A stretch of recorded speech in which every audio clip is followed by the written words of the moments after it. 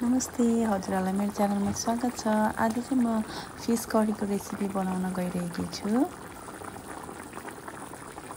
आज चाहिँ मैले सालमन माछालाई राम्रोसँग धोएर मसिनो काटेर अनि त्यसलाई चाहिँ प्यानमा थोरै तेल राखेर अनि यसरी फ्राई गर्दैछु। अब चाहिँ एउटा कराईमा तेल राखेर त्यसमा मेथी र जिरा फुराउने अनि प्याज पनि हालेर प्याज खैरो नभइन्जेलसम्म राम्रोसँग पकाउने। त्यसपछि मैले हाफ टिस्पुन जति बेसार पनि हालेँ अनि मसिनो गरी काटेको गोलभेडालाई पनि हालेर लतक्क नभइन्जेलसम्म पकाउने।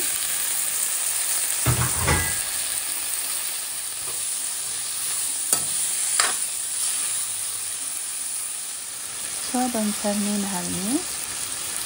अब मैले यहाँ पिनेको मसला हाल्न गइरहेको छु। यसमा चाहिँ मैले जिरा, धनियाँ, अदुवा अनि लसुनलाई मजाले पिनेर यस्तो पेस्ट बनाएको। अब टमाटर लतक्क नभइन्जेलसम्म लो फ्लेममा बिस्तारै छोप्दै पकाउने।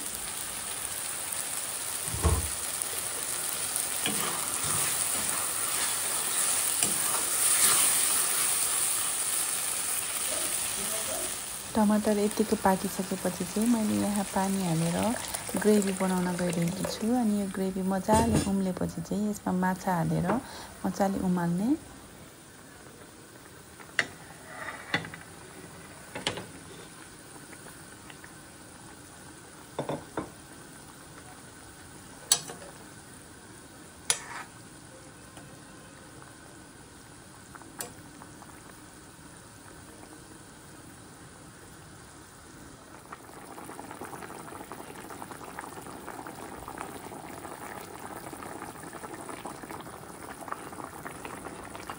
यो माछालाई चाहिँ मैले लो हिटमा 30 मिनट जति बोइल गरेँ। अब चाहिँ रेडी भइसकेको छ।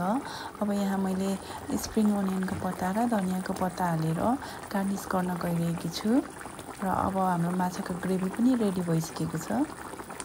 मैले चाहिँ यो फिस करी चाहिँ ढेँडो, साग अनि गोलभेडाको अचारसँग सर्भ गरेर खाएकी छु।